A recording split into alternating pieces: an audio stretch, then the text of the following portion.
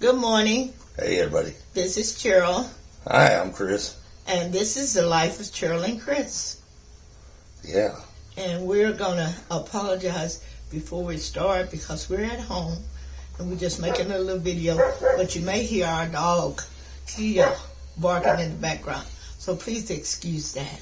Yes. Because she's out in the backyard and she does bark. Barking at everything. Squirrels. Really. Caterpillars. Leaves blowing. Whatever. People coming to our door. Yeah. So, good morning, everybody. It is Good morning. Saturday, February 18th. Yes, it is. In the year of 2023. And we, today goes a little bit different. Today we're going to talk a little bit and then we're going to take you right on into a beautiful collage. And we're going to do, this is just a celebration or a recognition of Black History Month. Because this month of February is Black History Month. That's right. Yes. This is a time where we want to just reflect and take time from our channel to personally appreciate and to share that appreciation with y'all about what it means to celebrate the accomplishments, the achievements, and the greatness of our Black community and our African Americans in this country, and not just here, but around the whole world, actually. Yeah, our ancestors and their descendants. So that's what this video is about today. Before we go to there and do that, I would just say that take time as you, maybe after you see the video, tell somebody to look at the video, give them some inspiration, let them partake of the, just, enjoy it. We want everybody to enjoy the video. We want everybody to think about what has happened in the last 400 years in this country and the bloodshed and the tragedies that were endured by through slavery days when the first African Americans set on the coastline. And you have to go that far back, but look where we are now, and we can never turn back. All the way since 1619, it's been Black people who they consider Black in this country. And they have contributed a lot to this country. Not only their blood, sweat, and tears, but they contributed inventions to make life easier for you and me, So they have contributed a lot. And I was just thinking about this not too long ago. I saw that a governor of a state, southern state, he didn't want the people to take the AP, African American history. And I don't know what was the reason behind it. Somebody said because it had something in there about Black Lives Matter and different stuff like that. When you take a part of something and you throw out that part, that may be the very part that you need. So it's like when you're making a cake. You can't say, I don't want this cake to get too high, so I'm going to take out all the baking powder, or I'm going to take out all the sodium, that you have to put in there. Everything that's in that cake is there for a reason, and it makes that cake what it is. That's just like everything in Black history is there because that's how it happened. And that's the real life, and that's the real things that happened during that time. It's not just, let's pull some out the air and make like this Black history. No, it's not. Those things actually happen, and they exist. Just like I was looking at on CBS Morning the other day, and we all have heard, if you haven't, you should read about it, Ruby Bridges. Mm-hmm. Ruby Bridges was a young lady, a young girl, back in, I think it was 60, that's why I don't like this talking off my head. I like to give facts. But you can read about it. It's Ruby Bridges. It was in Louisiana. And she was the only Black child going to this elementary school when the schools were desegregated. Because they used to be segregated. All Black kids had to go somewhere, and all white kids had to go. It was in 61. All white kids had to go somewhere. So she desegregated this elementary school. And when she did this, all the elementary students that were there, they left the school. She was the only young girl at this whole big elementary school because the other people, mostly white, didn't want their kids going to school with a little black girl. But we have already heard about Ruby Bridges, but it was three other women, three other young girls also in that same city, but not in the same school. They went to the school and they went inside. When they went inside, all the white kids left the school. So these three young black girls were the only ones in the school. And today they are 68 years old. And the school where they first integrated, they have that for like a museum now, where people can go through and see where they sit when they were kids and learn all about black history and everything. And this is in Louisiana. And they're trying to make the day that those four little black kids integrated their elementary school, they're trying to make it a day, a Remembrance Day. It was in November. And they trying to make that a Remembrance Day. But that's some little parts of black history that I didn't know about those other three women, who they are women now, and they're 68 years old. And one lady, she said when she was 6 years old, she had to take nerve medication because she was so nervous. She was just so scared when she went there. And one young lady said that when she went there and the people were screaming and hollering, saying terrible things to them, she wasn't afraid because her dad had told her, I will be with you. If I'm not right by your side, I'm in your heart, and no, I will not let anything happen to you. And she said because of what her dad had said, she wasn't afraid. But this lady, she was 68 years old, and she's still having trauma from that time when she was a kid and all the pain and stuff that she had to go through. And this is kind of stuff that people don't want us to learn. I never knew about those two women, but you could always learn something. On our radio show that we do every Monday, Wednesday, and Friday, I've been doing Black History Moments every day for this month. I usually do them anyhow because I said Black history is American history. And I've learned so much from those videos and me too. Sounds that we've been, most of the stuff is pre-recorded that I got maybe off of YouTube and stuff and learning more about it. Just like yesterday, that was a very interesting story on the man. His name was Robert Smalls. I have never heard of him. And about this story, Robert Smalls, you can read more about him too. Just look up on your Wikipedia or go to YouTube and they have videos on it. But anyhow, he was a young man. He was born on a slave plantation in North Carolina. And his supposedly master let him go off to the nearby city or wherever that was. It was on the coast where they had to work on the ships and stuff. So he let him go there to work on the ships and learn all about what's going on.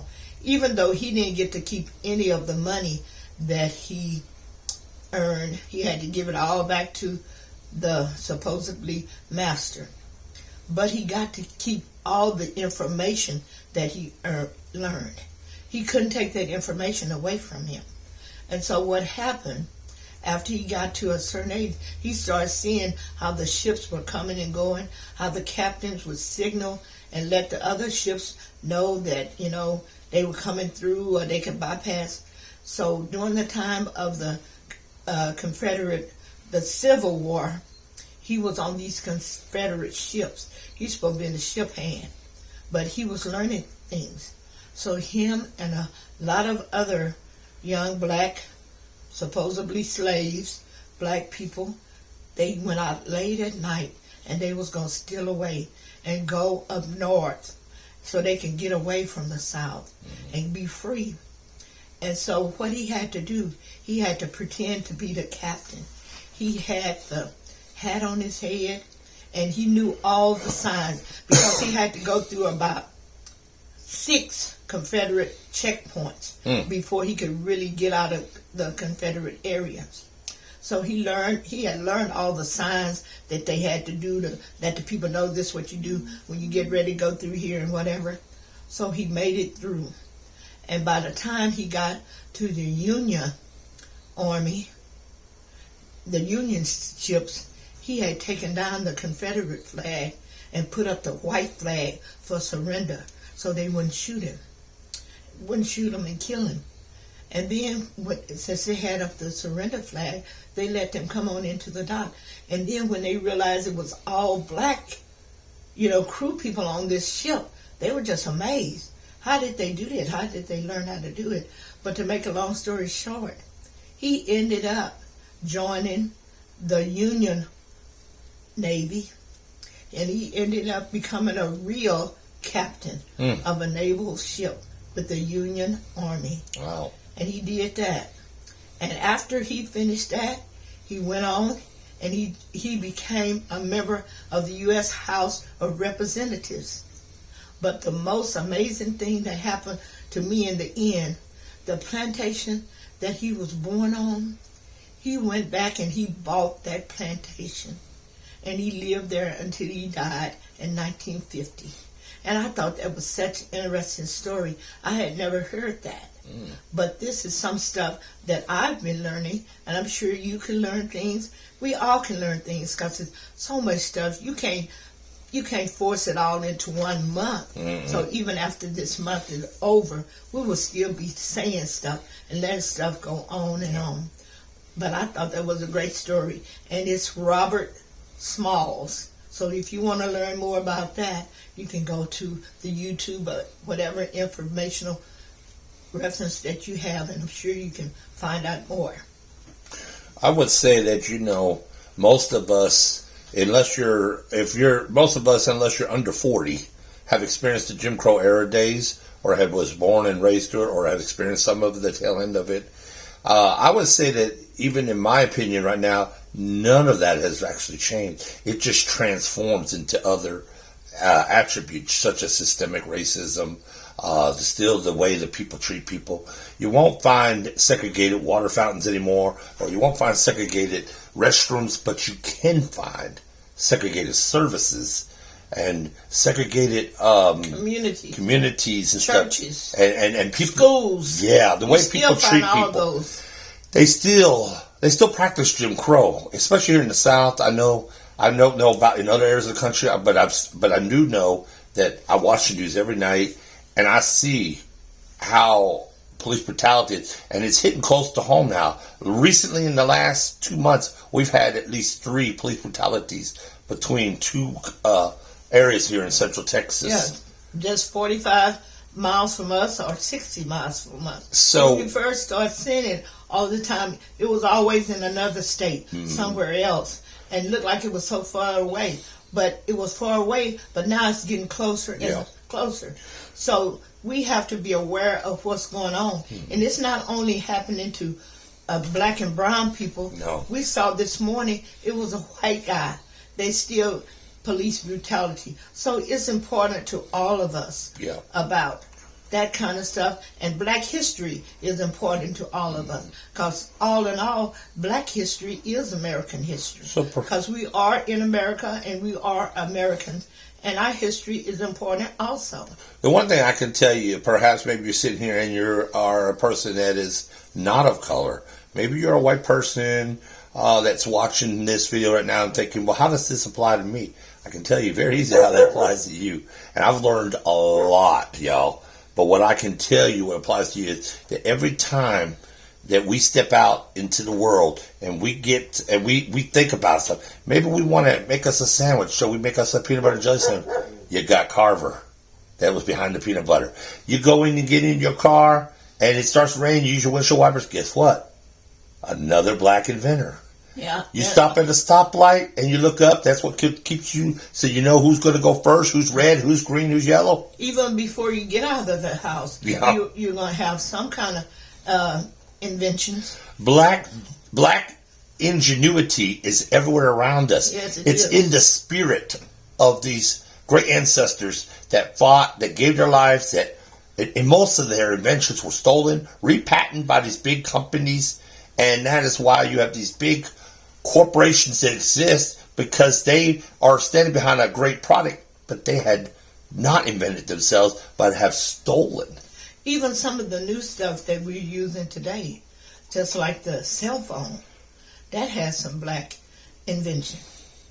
And our security system for our homes, and all that, I'm talking about new age stuff. Not only stuff from a long time ago, like the ironing board or the iron or whatever was going on back then. I'm talking about stuff that we use right today. Modern technology. So we still need to know about it.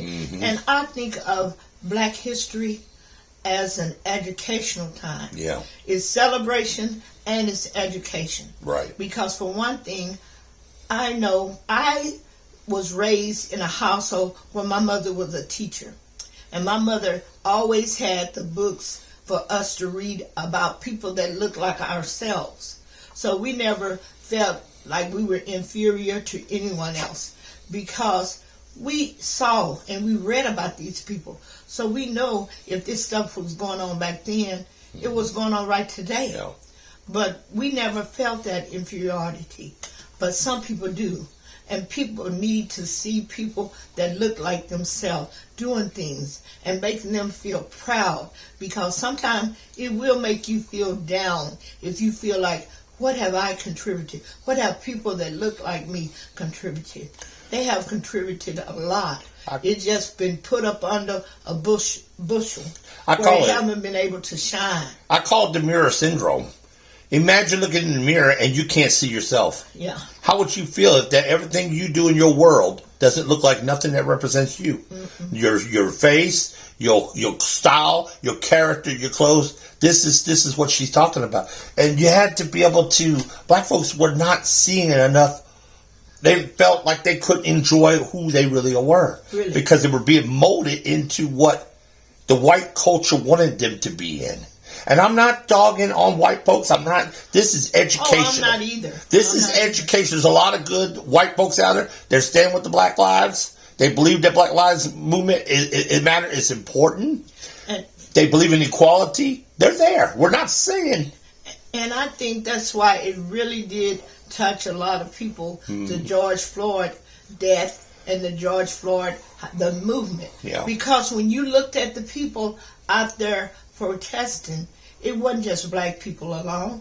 It was black people, white people, Asian. That's right. Whatever nationality, Native American. It was all people standing together, because what's right is right. Yeah. Right doesn't have a color. Right is just right. You can't say this is right because this person did it, that person did it. It's right just because it's right. And that's what they were doing. We never said that all lives didn't matter. All we're saying is when it comes to Black lives, they need to be included as well. That's why Black Lives Matter came out. It's not because they were trying to be exclusively solo and saying they're the only ones matter. They're saying you're leaving us out of it. So Black Lives Matter because white lives matter, Asian lives matter, Native American lives matter, Hispanic lives matter, and unity matters. But I think also with the Black Lives Matter, they made that short just to say, Black Lives Matter. Yeah. BLM. But it was trying to say Black Lives Matter also. Yeah. Because you, as a white person, you already know that your life matters. They've made that known from the first beginning of time, that your life matters. That's true. And only way you can know as a black person that your life matters is to be treated like everybody else. But when these young kids made this BLM movement, they didn't feel that, because they saw how things were going on, that people were showing a difference from one person to another based on the skin color. But it doesn't have anything to take away from your life or their lives or whatever. It's just trying to be in letting us know as black people, as young black people, they want to know Black Lives Matter also. Yeah. And that's what it was. And that's just part of the African American history also. And we were just taking this time, we want to do something just to commemorate our ancestors and our descendants, these young people. Back in the 1960s, Martin Luther King and Malcolm X and Medgar Evers, all these people were doing the same thing that these young people are doing now. They were just trying to bring awareness to people to let them know we are here, we matter. Mm-hmm. And the way we feel is the same as the way you feel. We love our people, we love ourselves. We're not trying to cause no problems. We just want to be treated fairly. And we want to be able to just live and breathe without all the drama every day. So my takeaway is on this today. This is what I want people to realize today. When you go out the door today or tomorrow, whenever you're out, take time just to think about the stuff that we have and think about where those inventions came from, even if they've been rebranded, because a lot of stuff's been rebranded. The music, the clothes, the culture, the foods, everything, they take it and they rebrand it and say, hey, this is our invention. Doesn't matter. Think about where it truly came from. Mm-hmm. You can pick up something in the store and say, oh, it's the brand, whatever. But you know what's really behind the brand? Think about who took the time to bring that invention to you, because cell phones and stuff wouldn't exist today, and your alarm systems, all this good stuff. Think about how much footprints were left behind because of sometimes it was voluntary, and most of it was involuntary solitude and involuntary contributions, because slavery was not a voluntary action. No, it wasn't. Okay, let's make that clear. So a lot of this was inventions that was stolen from the motherland, because they were taken from their continent and brought here, and that means the technology also came. You see what I'm getting at? But I want you to the takeaway I'm trying to give everybody today is simply this, and I'm going to let her do her quick takeaway, and then we're going to go to the collage. My takeaway for you today is appreciate. And brothers and sisters out there of all colors, we got to come together. It's unity time. We're living in times where we got to come together, support each other, treat each other as you want them to treat you, and stop looking at people because of the color of the skin, but look at the people for who they are. Yes. Love the person for who they are. Treat the person the way you would like to be treated. I think that's one thing. If you say you're a Christian, treat someone the way you want to be treated, not the way someone tells you to treat them. I looked at a little thing on YouTube the other day, and it kind of brought tears to my eyes. It was a little girl. I know she was about 4 or 5. She might have been 6. She was talking to her mother, and she was telling her mother how much it hurt her. She said, why did they kill Dr. King? And her mother was explaining to her. Yeah. And the little girl said, that wasn't right. He was just trying to tell people he wanted to be treated like they were treated.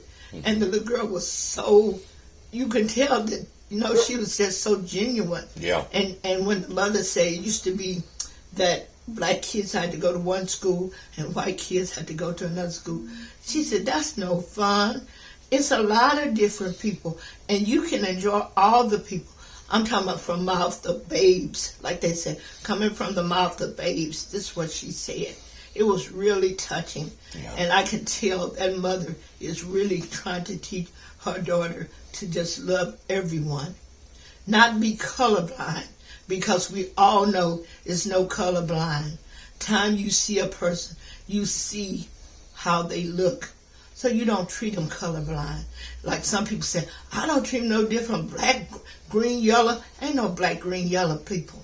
Really, black is not your color. Yeah. It's just your culture. I heard Tommy Davidson say that this morning. And I thought, yeah, that's true.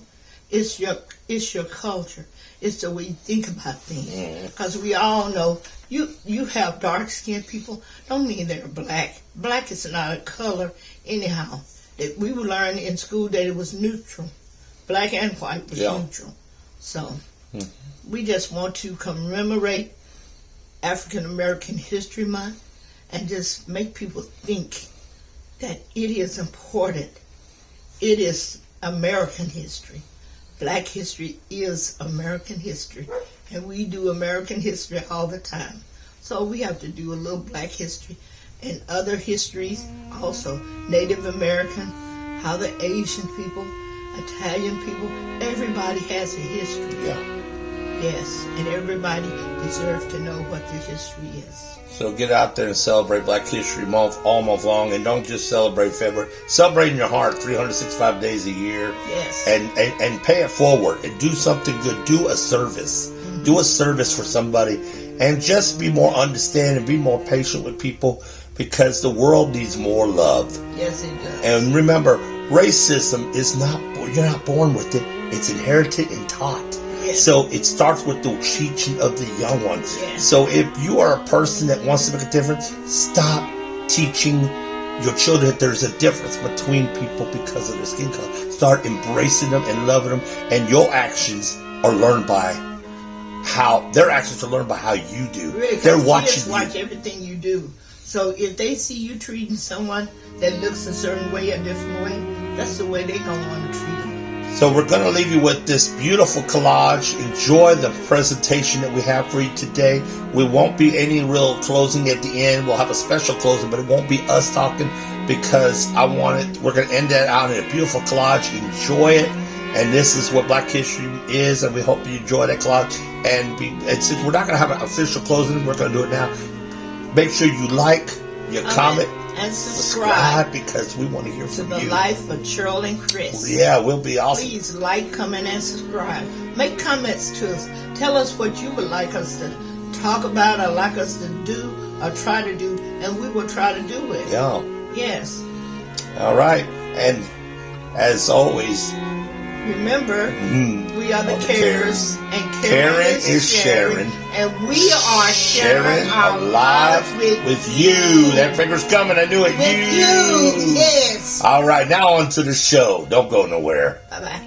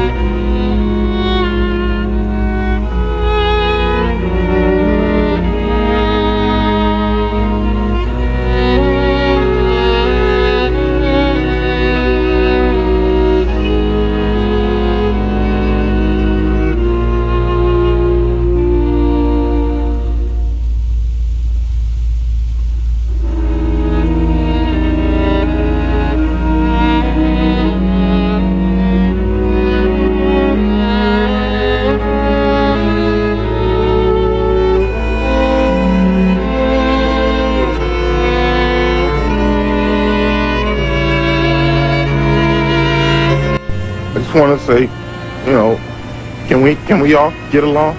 Can we get along? Can we stop making it horrible for the older people and the kids?